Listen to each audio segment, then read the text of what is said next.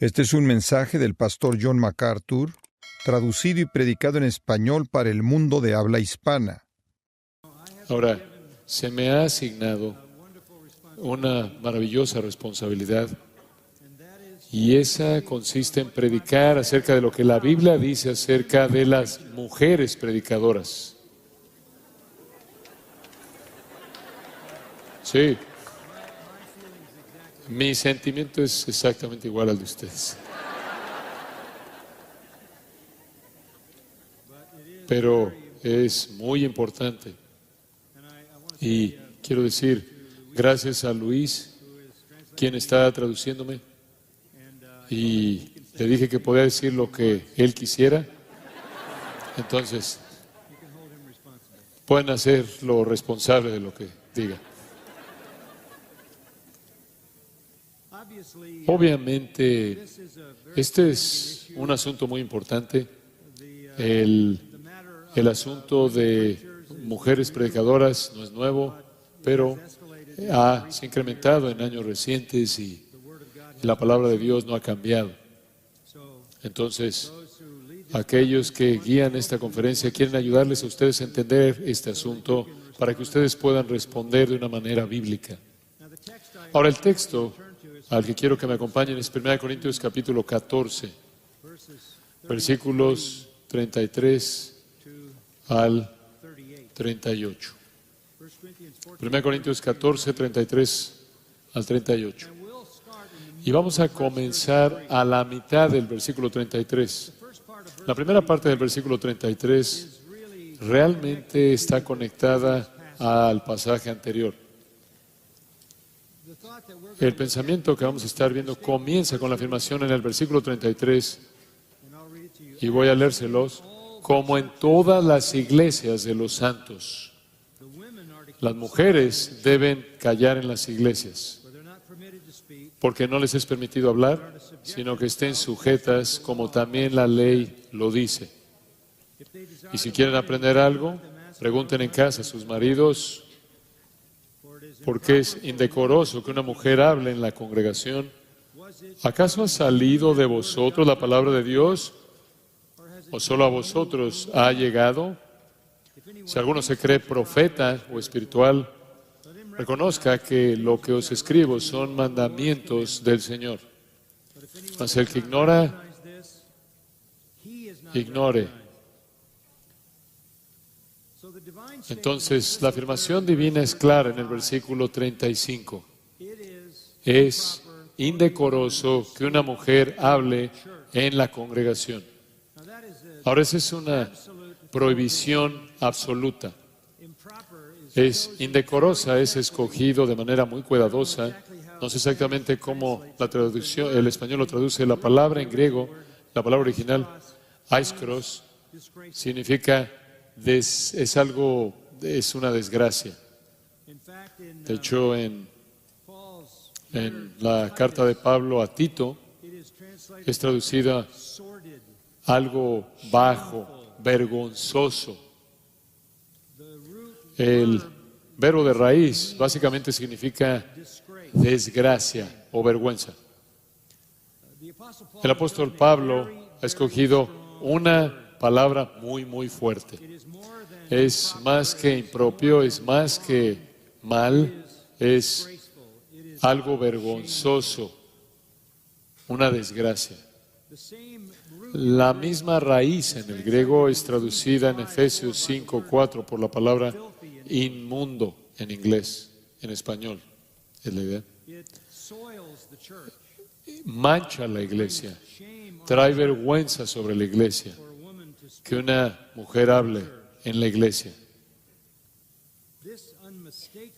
Esta ley inequívoca, divina, este mandato divino inequívoco es tan absoluto, tan universal, que el versículo 33 dice, como en todas las iglesias de los santos.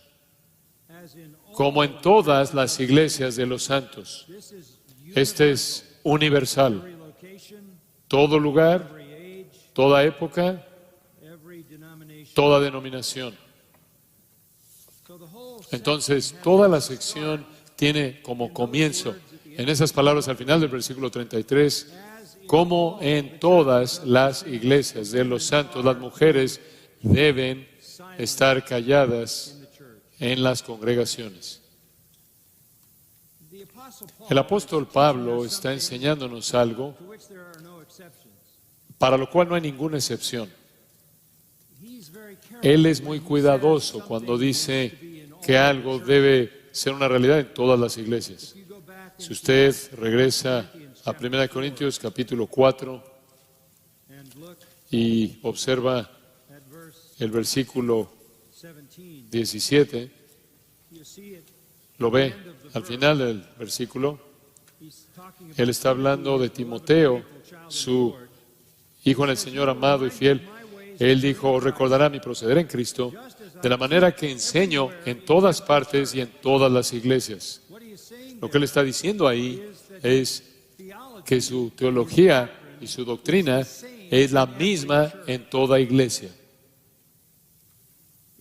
En el capítulo 7 y versículo 17, él dice, pero cada uno como el Señor le repartió y como Dios llamó a cada uno, así haga. Esto ordeno en todas las iglesias, no solo en la iglesia en Corinto, sino en todas las iglesias. Y de lo que está hablando aquí es que si usted está casado, cuando usted se convierte, quédese casado. Volverse en un creyente no es una excusa para divorciarse de un cónyuge incrédulo. Esto es dirigido a todas las iglesias sin excepción. También en el capítulo 11, y vamos a ver esto un poco más adelante, en el versículo 16, él está hablando de nuevo de la función que las mujeres tienen en la iglesia. Y él dice, si alguno quiere ser contencioso o rebelde, nosotros no tenemos tal costumbre ni las iglesias de Dios. Entonces, cuando él usa esa frase, él está cerrando la realidad de que esta es una verdad universal. Entonces, permítame compartir algunas cosas con ustedes. Es absolutamente claro que todas las iglesias es vergonzoso que una mujer hable, en toda iglesia. En una encuesta reciente en nuestro país, 79% de los estadounidenses están cómodos con una pastora. 62% de cristianos practicantes están cómodos con una mujer pastoreando. 40% de los evangélicos están cómodos con una mujer pastora. 50% de todos los alumnos actuales de seminario que están estudiando para el ministerio pastoral son mujeres. 27% de los pastores en Estados Unidos son mujeres. En 1960 era 2%. El cristianismo evangélico es la última frontera, me imagino que podrás decirlo así, de caer presa a la rebelión feminista. Las pastoras, las predicadoras son de manera más obvia, están de manera más obvia violando una palabra que es absolutamente clara que viene del Señor. No es nada menos que rebelión abierta. Las mujeres que predican en la iglesia, mujeres que pastorean, son una vergüenza, dice la palabra de Dios, son una desgracia, se oponen abiertamente a Dios y a su revelación. Eso debe ser considerado como nada más que desobediencia abierta. Vi un artículo escrito por una mujer que estaba ofreciéndose para ser pastora y ella dijo, si tienes una maestría en divinidad, vas a predicar. Y ella presentó esta pregunta: ¿cómo es que el sexismo tiene una función conforme la congregación de tu iglesia se esfuerza por abrazar el liderazgo pastoral de las mujeres. Lo que él está diciendo es, si no estás recibiendo a pastoras, eres un sexista. Lo que eso significa es que vas en contra de la tendencia social, cultural. Ella sugeriría que tú fueras en contra de Dios antes de que fueras en contra de la tendencia cultural. Ahora, ¿por qué es que esto es un asunto tan difícil para las mujeres? La Biblia no es ambigua. Permítanme mostrarle por qué. Regresen a Génesis 3. Génesis 3.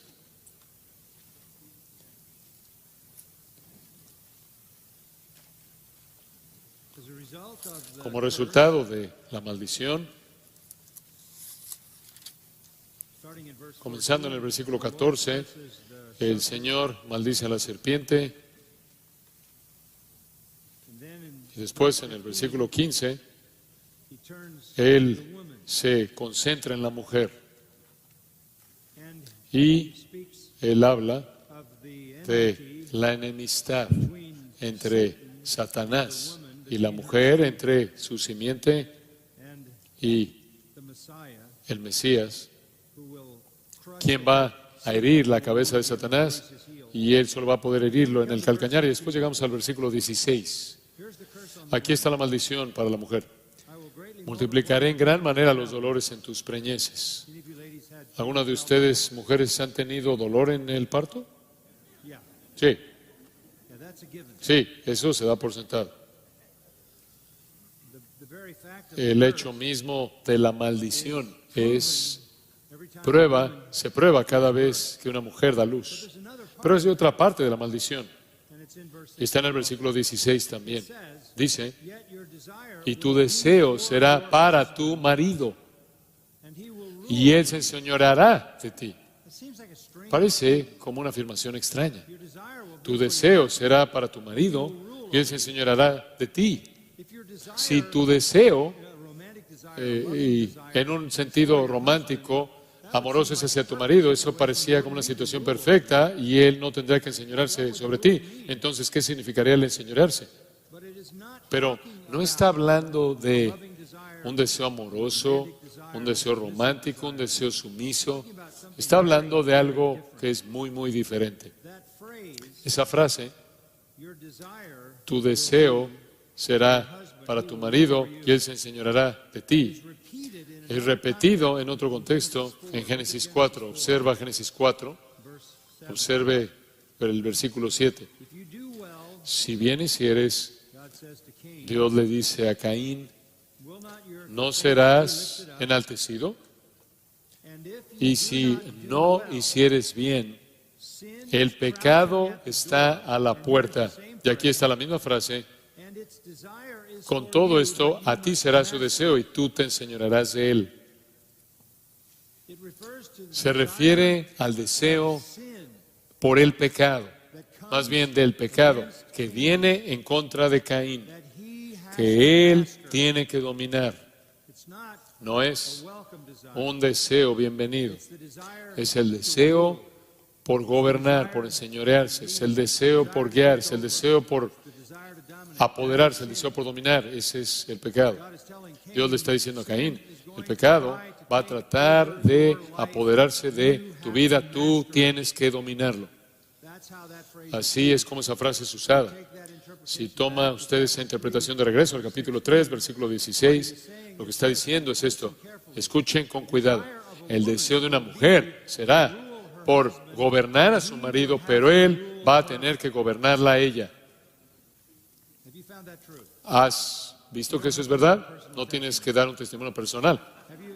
¿Alguna vez ha experimentado algún conflicto usted? ¿Alguna vez ha experimentado algún conflicto en su matrimonio?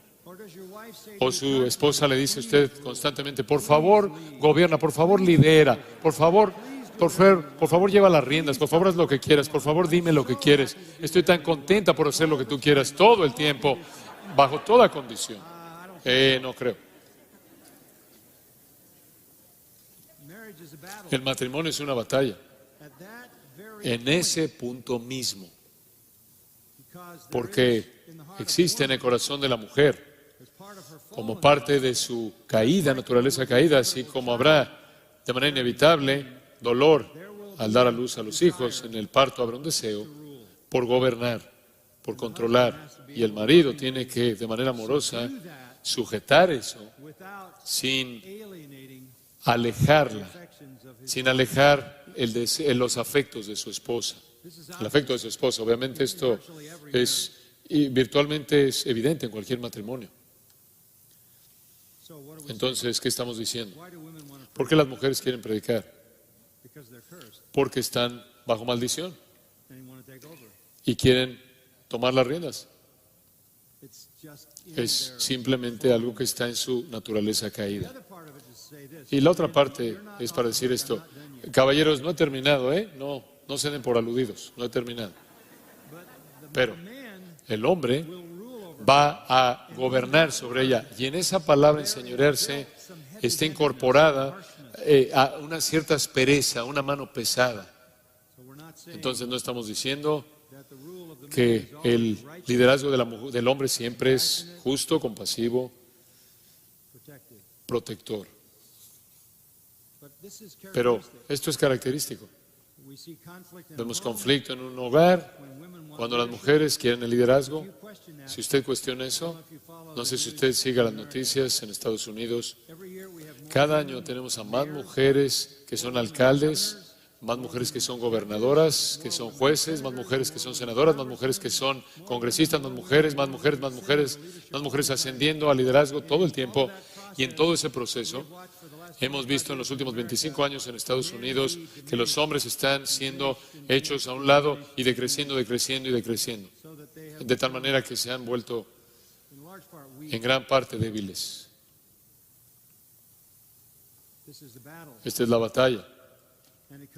Y entra a la iglesia. Entonces regresemos con ese entendimiento a 1 Corintios 14.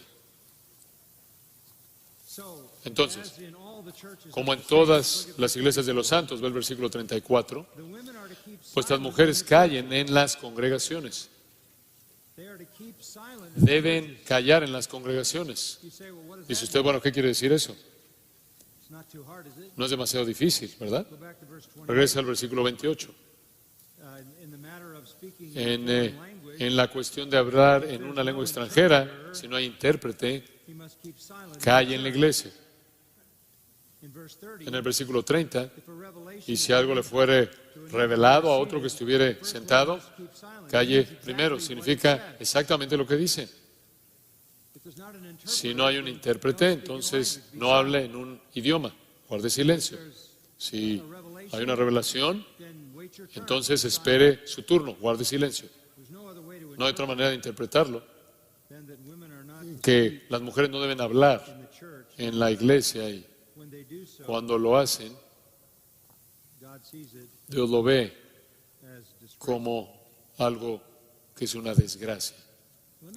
Permítame mostrarle un pasaje que le va a ayudar a entender la importancia de esto. Capítulo 1 en Tito, versículo 5, designando ancianos, estableciendo ancianos en cada ciudad, así como yo te mandé. Y después él habla de los requisitos, que el que fuera reprensible marido de una sola mujer. Usted puede ver todo eso, todos esos requisitos. Después él llega al versículo 10 y dice: necesitas este tipo de hombres en el liderazgo, porque hay aún muchos contumaces, habladores de vanidades y engañadores, mayormente los de la circuncisión, a los cuales es preciso tapar la boca o callarlos. Mismo idioma. ¿No permitiría usted a un hombre rebelde hablar? Un hombre que habla vanidades, ¿no le permitiría hablar? Que un engañador hablara, que un legalista hablara. Usted lo callaría a todos estos tipos de hombres, y lo mismo para las mujeres predicadoras. Lenguaje muy fuerte. Él procede a decir, estos falsos maestros tienen que ser callados porque están trastornando casas enteras, enseñando por ganancia deshonesta lo que no conviene. Son como los cretenses, siempre mentirosos, malas bestias, glotones, ociosos. Ahí en el versículo 16, profesan conocer a Dios, pero con los hechos lo niegan, siendo abominables y rebeldes, reprobados en cuanto a toda buena obra. Esto es fuerte. Usted callaría eso en la iglesia. Pero eso sería una desgracia permitir eso. Con eso en mente, regrese a 1 Corintios 14. Las mujeres deben guardar silencio en las congregaciones. Y después versículo 34 dice, porque no les es permitido hablar. Como si necesitáramos otra afirmación, porque es tan difícil oír el primero o la primera. En la iglesia. No quiere decir en el hogar, no quiere decir en otros contextos, significa en la congregación oficial de la iglesia. Las mujeres no se les permite hablar. En Tito, capítulo 2, versículo 3, las ancianas, asimismo, sean reverentes en su porte, no calumniadoras, no esclavas del vino, maestras del bien, que enseñen a las mujeres jóvenes a amar a sus maridos y a sus hijos, a ser prudentes, castas, cuidadosas de su casa, buenas, sujetas a sus maridos, para que la palabra de Dios no sea blasfemada.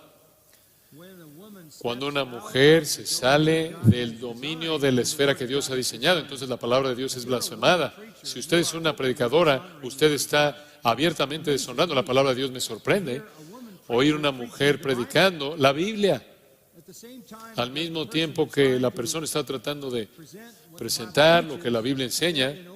Están en rebelión abierta en contra de la Biblia.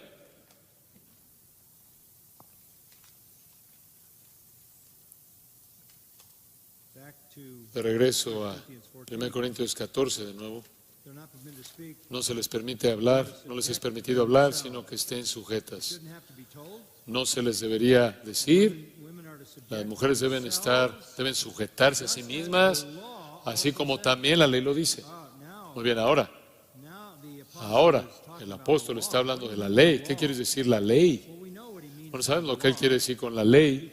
Porque si usted regresa al versículo 21, él dice, en la ley está escrito, y él cita de Isaías.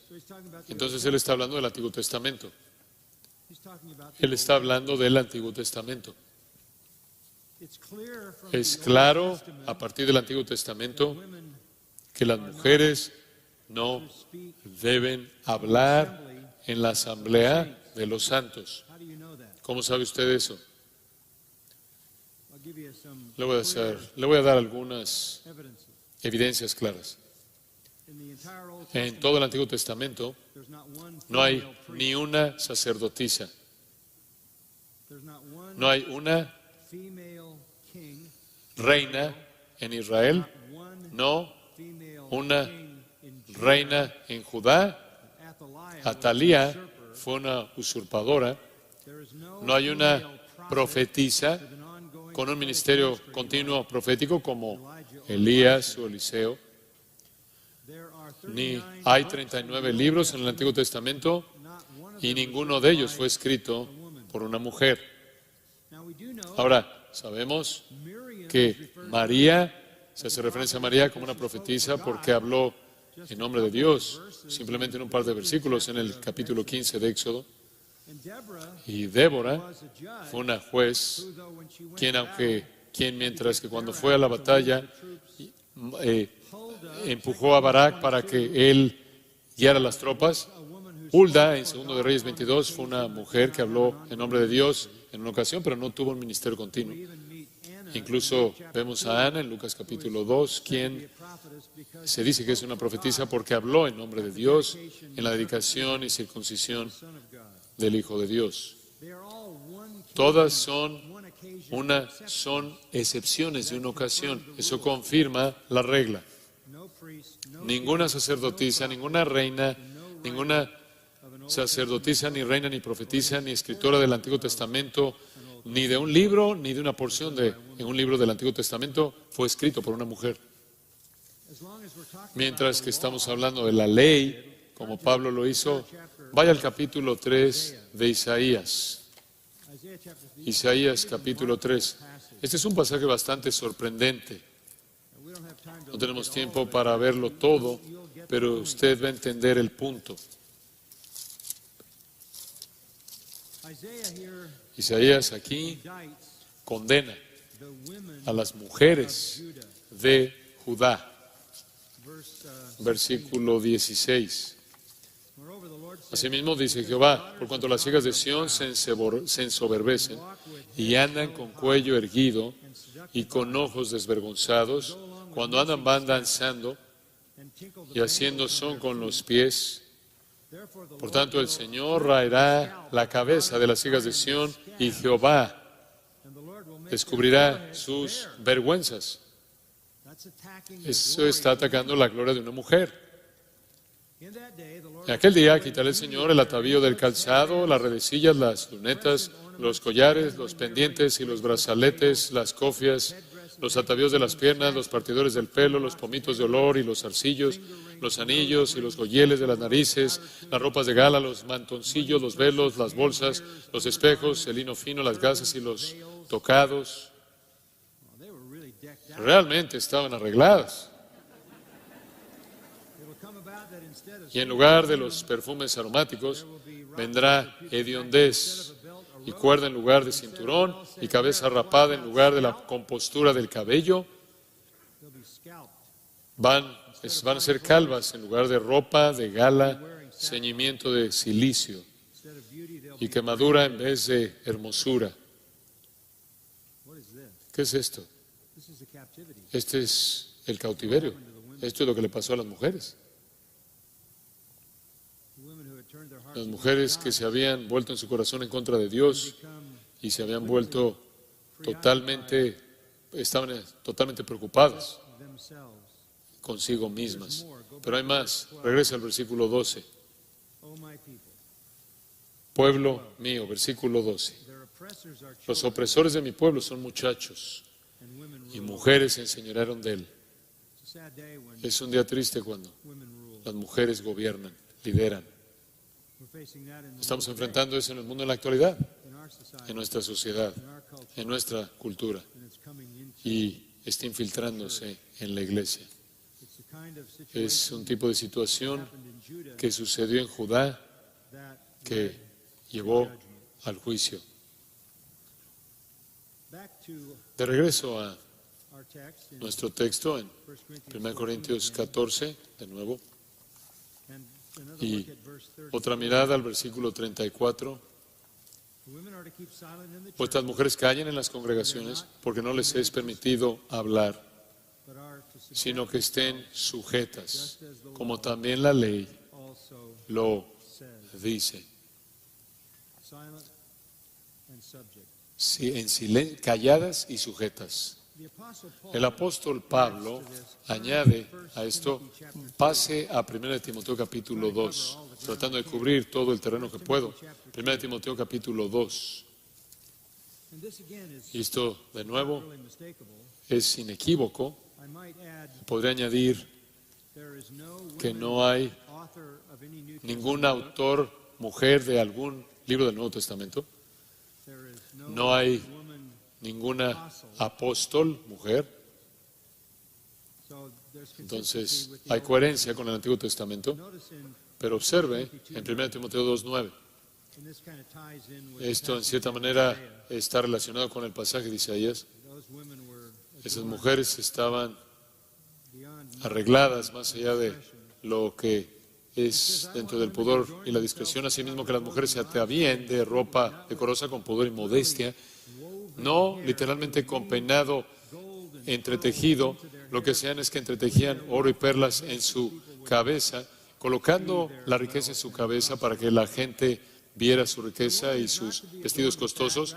Una mujer no tiene que estar arreglada de esa manera, sino, versículo 10, con buenas obras, como corresponde, como es apropiado a mujeres que profesan piedad.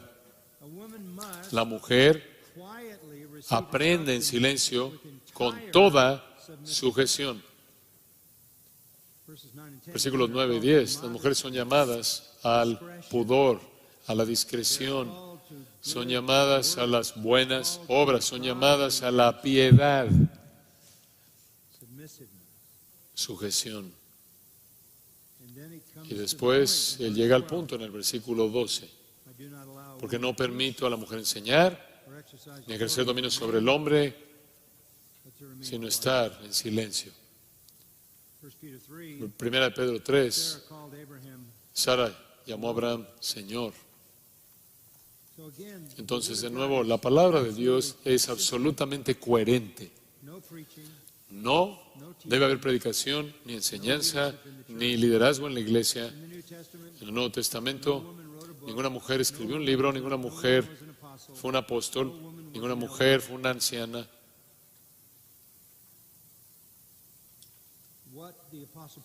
Que lo que el apóstol Pablo está revelando aquí es la voluntad de Dios en su iglesia, que sea predicada en todas las iglesias, en todo lugar, en todo momento.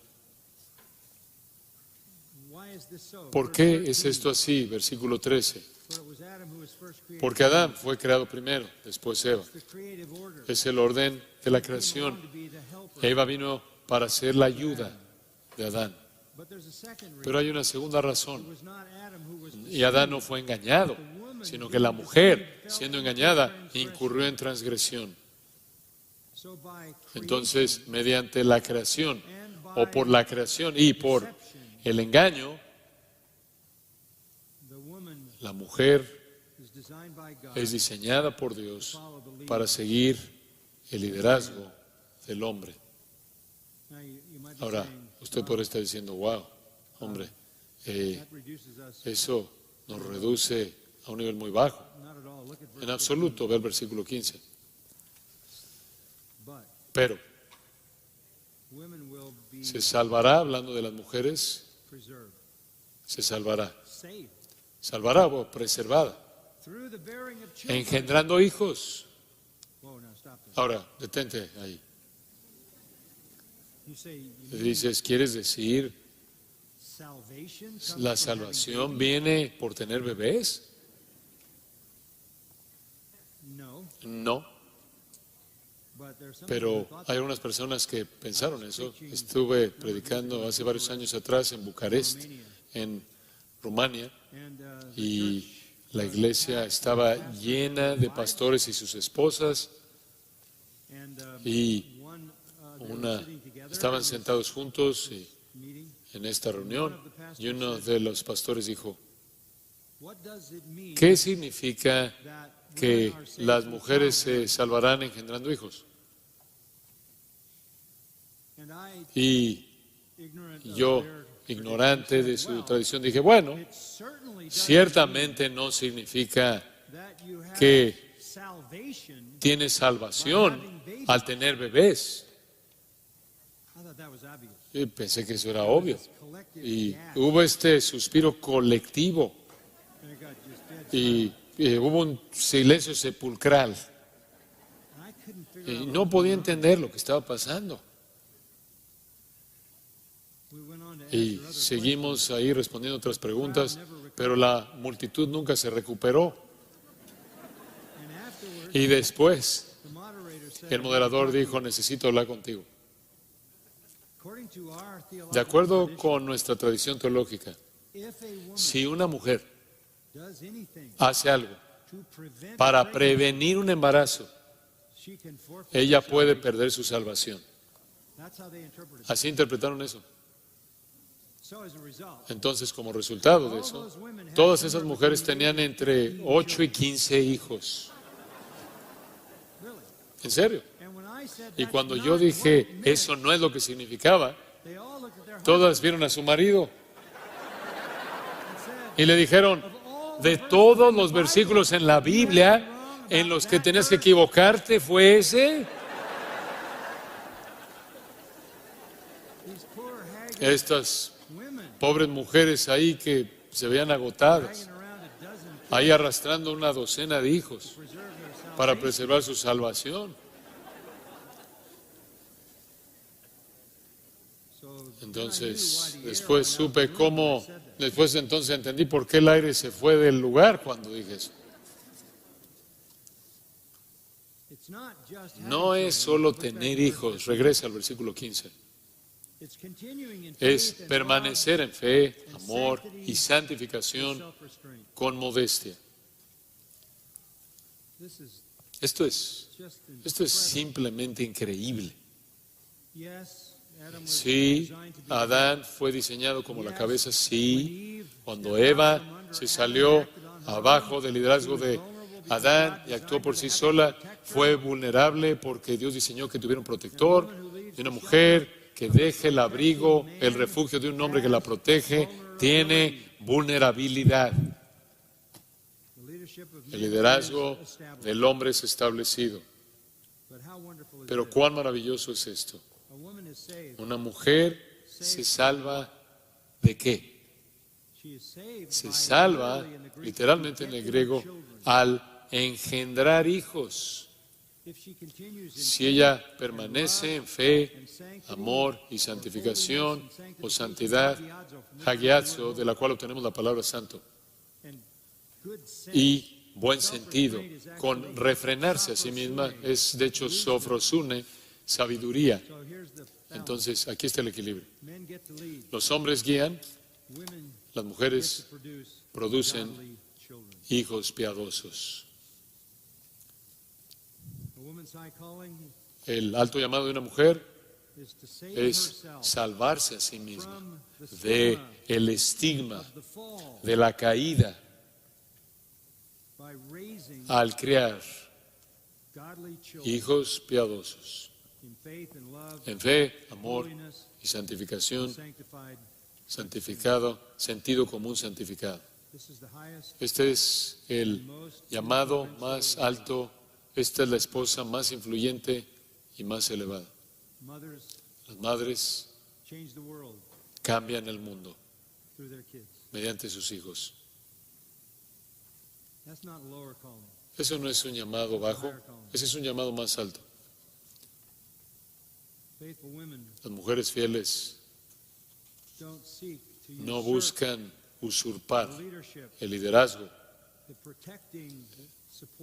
El liderazgo, el trabajo de apoyo, de protección del hombre bajo su liderazgo, bajo el liderazgo de su marido, crían hijos piadosos.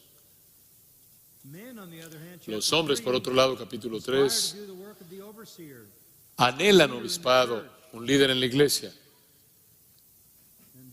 y define sus características después ahí. Entonces, nosotros tenemos el liderazgo. Las mujeres tienen la influencia de por vida o en la vida. Ningún hijo tiene el nivel de relación íntima con un padre que el hijo tiene con la madre. ¿Qué acerca de 1 Corintios capítulo 11? Regresemos ahí. 1 Corintios capítulo 11, versículo 3. Quiero que entienda pero quiero que sepáis que Cristo es la cabeza de todo varón y el varón es la cabeza de la mujer y Dios es la cabeza de Cristo. Nadie discutiría que Cristo es la cabeza de todo hombre, ni que Dios es la cabeza de Cristo. Y así como no discutiríamos con que Cristo es la cabeza del hombre, Dios es la cabeza de Cristo, no podemos discutir con que el hombre es la cabeza de la mujer. Ese es el orden divino. Eso está establecido. Ahora, los versículos 4 y 5 son muy interesantes. Todo hombre que tiene algo en su cabeza, todo varón que ora o profetiza con la cabeza cubierta o realmente profetiza, es predicar o enseñar, afrenta su cabeza. Pero toda mujer que ora o profetiza con la cabeza descubierta, profetiza o hablar, por cierto, esto no será en la iglesia, sino en otro contexto, afrenta su cabeza porque lo mismo es que si se hubiese rapado. Muchas personas han tropezado con esto. Lo único que está diciendo es esto.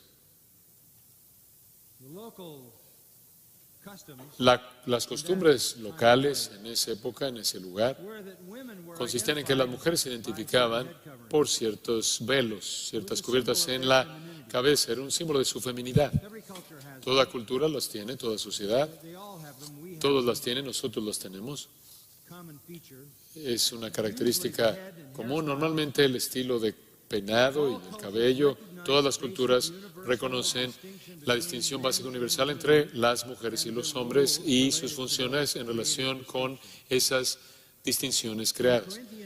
En la sociedad corintia, un hombre no se cubría la cabeza, una mujer sí. Un hombre con la cabeza cubierta se estaba conduciendo de una manera vergonzosa, femenina. Una mujer sin que no se cubría la cabeza estaba conduciéndose de manera masculina y manifestando rebelión. Los símbolos eran importantes y los símbolos todavía lo son. Esa es la razón por la que nos ofendemos de manera tan profunda cuando un hombre se viste como una mujer o cuando una mujer se viste como un hombre. Esos símbolos significan algo.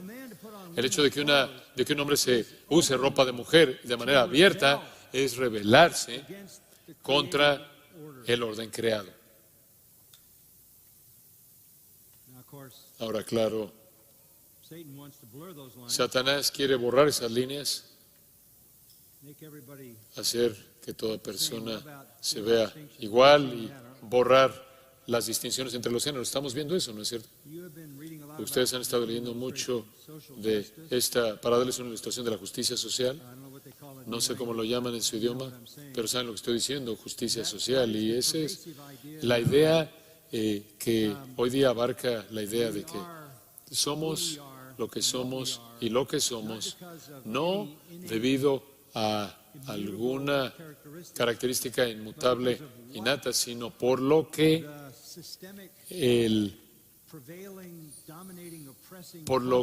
la cultura opresiva que está a cargo nos ha hecho. Y la teoría es esta: toda persona llega al mundo como una tabla rasa, no tenemos ningún tipo de cualidad en nosotros inmutable, ni siquiera su género es determinado.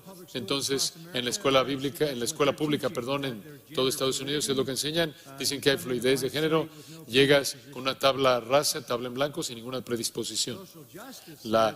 Su justicia social dice entonces que lo que usted se haya vuelto, fue impuesto sobre usted por los opresores dominantes de la sociedad. Y entonces usted es el producto de una sociedad opresiva dominante y usted nunca sabrá lo que realmente hubiera sido o lo que sería si usted no hubiera sido oprimido. Esa es la razón por la que tenemos Quemen con América, Estados Unidos. No se detienen hasta que totalmente hayan desmantelado todo esto y lo lleve prácticamente a los huesos. Oí acerca de una madre, es típico, tuvo una bebé, y no quería sugerir en absoluto a la hija qué género era la hija, y entonces alternó entre camioncitos y muñecas, y colocó camiones enfrente de la pequeña niña y también alternaba con muñecas y demás, y dejara que la niña escogiera por sí misma, y en la confusión regresaba y ella intercambiaba vestidos por camiones. Un caos total en la mente de la hija. Este es un esfuerzo satánico. Y la razón por la que decimos, bueno, ¿por qué la gente hace eso? Para despojarse de cualquier responsabilidad por lo que son. Para culpar a alguien más, quien los marcó con una manera de pensar que está en la médula de la cultura por la que no son responsables.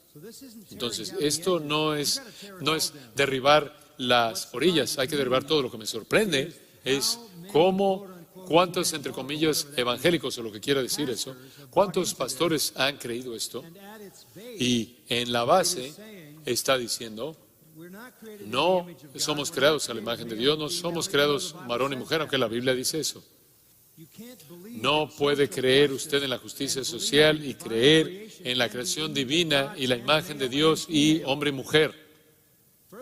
Además, usted es lo que es, no por lo que la gente le hizo a usted, sino por lo que está mal con usted. Y usted hace que la gente sea víctima, usted les corta, los aísla del Evangelio, porque no van a llegar a un Salvador hasta que conozcan, hasta que sepan que el problema está en ellos, no en alguien más. Entonces el ataque es imparable en contra de la distinción entre el hombre y la mujer. Y la rebelión es tan intensa que literalmente están queriendo desmantelar a toda la nación. Cuando una mujer se viste como una mujer, sabemos eso. Cuando un hombre se viste como un hombre, sabemos eso. No obstante, en Corinto, conocemos algo de los creyentes corintios, tenían dificultades al desconectarse de su vida pasada, ¿no es cierto? Esa es la razón por la que él escribió 1 Corintios, tenían dificultades con eso, estaban aferrándose a cosas pasadas de su vida anterior. Una de las cosas a las que se estaban aferrando era esta confusión de género. Y Pablo está diciendo, más vale que lo dejen. Las mujeres necesitan de manera clara ser mujeres, los hombres de manera clara deben ser hombres. Y si ustedes usan los símbolos como un hombre, usas los símbolos de una mujer, deshonras al Señor. Y si eres una mujer y usas los símbolos de un hombre, deshonras al Señor. Entonces, no se unan otros incrédulos, actúen como cristianos, orando, hablando de las cosas de Dios, al mismo tiempo presentándote como una vergüenza, una desgracia, al tener una cabeza descubierta, si eres una mujer. Más vale que te rapes. ¿Por qué dice eso? Porque eso es lo que las prostitutas hacían. Más vale que te reveles de manera completa.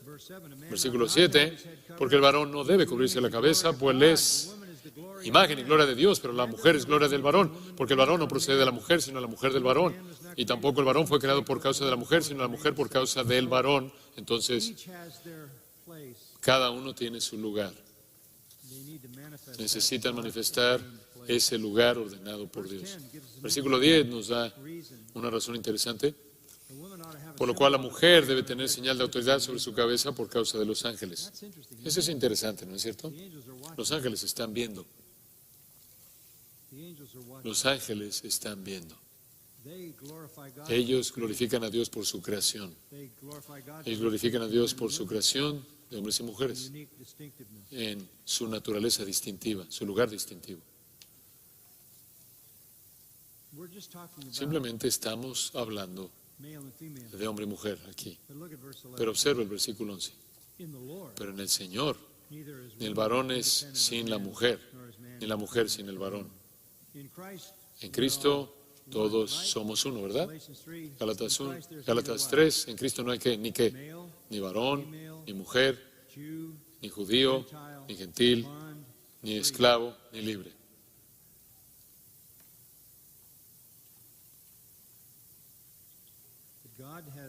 Pero Dios le ha dado un lugar específico a las mujeres al darle una cubierta natural para la mujer. Versículo 14 lo dice, la naturaleza misma nos enseña que al varón le es deshonroso dejarse crecer el cabello. Por el contrario, a la mujer dejarse crecer el cabello le es honroso porque en lugar de velo les ha dado el cabello. Que las mujeres sean mujeres y los hombres hombres. Entonces no les sorprende un movimiento transgénero, ¿no es cierto? Si una cultura se va a rebelar en contra de Dios, tiene que esperar eso. Por cierto, usted no puede revelarse en esto en el versículo 16, si usted quiere ser contencioso. Y aquí regresamos al versículo que mencioné al principio. Nosotros no tenemos tal costumbre ni las iglesias de Dios. Un estándar universal para todas las iglesias es la sumisión de las mujeres. Ahora usted puede regresar a 1 Corintios 14 de nuevo.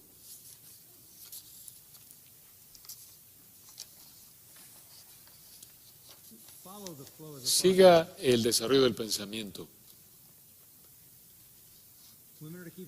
Vuestras mujeres callen en las congregaciones porque no les es permitido hablar, sino que estén sujetas, como también la ley y el Antiguo Testamento lo dice, versículo 35. Y si quieren aprender algo, pregunten en casa a sus maridos, porque es indecoroso que una mujer hable en la congregación. No es difícil entenderlo, ¿verdad? Observe el sarcasmo del versículo 36. ¿Acaso ha salido de vosotros la palabra de Dios? Eso es mero sarcasmo. ¿Acaso fue de ustedes? Esa es la reprensión más devastadora. ¿Acaso ustedes escribieron la Biblia? ¿Estamos leyendo la versión equivocada? ¿Tienen la versión correcta de la Biblia? Ese es mero sarcasmo. ¿Son ustedes la fuente de revelación divina para todos nosotros? Oh, no, o solo a ustedes. O solo son ustedes, solo a vosotros ha llegado. Vean en la segunda parte del versículo 36, solo a vosotros ha llegado. ¿Recibieron una revelación divina? ¿Tienen la palabra de Dios para nosotros otra revelación o simplemente recibieron una privada? La mujer, la predicadora más prominente en Estados Unidos, llamada Beth Moore, dijo, yo no me rendí a un llamado de hombre cuando tuve 18 años de edad. Yo me rendí a un llamado de Dios. Nunca se me ocurre ni por un segundo el no cumplir mi llamado de Dios. ¿En serio? Versículo 36 fue escrito para ti.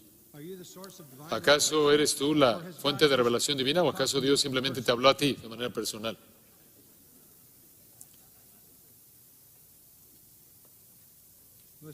Escucha, aquí está la conclusión.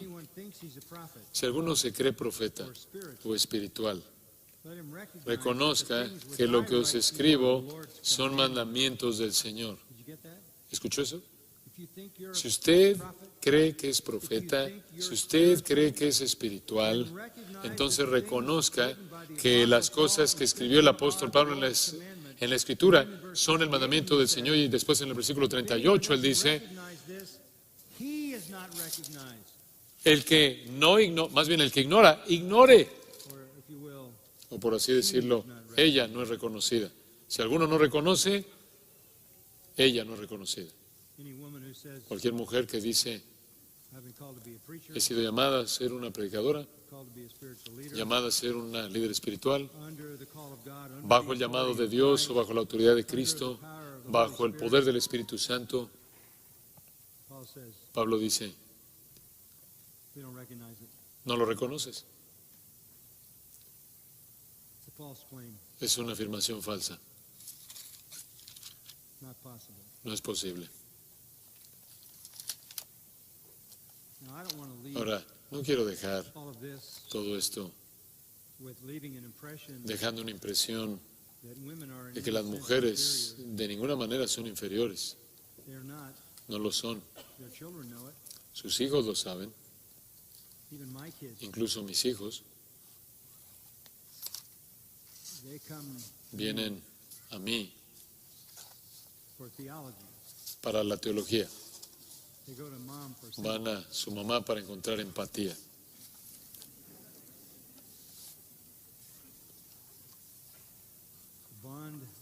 El vínculo entre una mujer y un hijo, entre una madre y un hijo, es mucho más íntimo que eso, que entre un padre y una hija o un padre y un hijo. Nosotros le hablamos a nuestros hijos, disciplinamos a nuestros hijos. Ustedes, damas, los sustentan, los cuidan en piedad, fe, santidad y sabiduría. Esa es la belleza del diseño de Dios. Nos complementamos de manera perfecta el uno al otro. Así es en la iglesia. El Antiguo Testamento dice que es una gran multitud de mujeres las que publican las buenas nuevas. No hay restricción en proclamar el Evangelio y ser testigos. No hay restricción en el consejo personal. Usted tiene a mujeres en el Nuevo Testamento.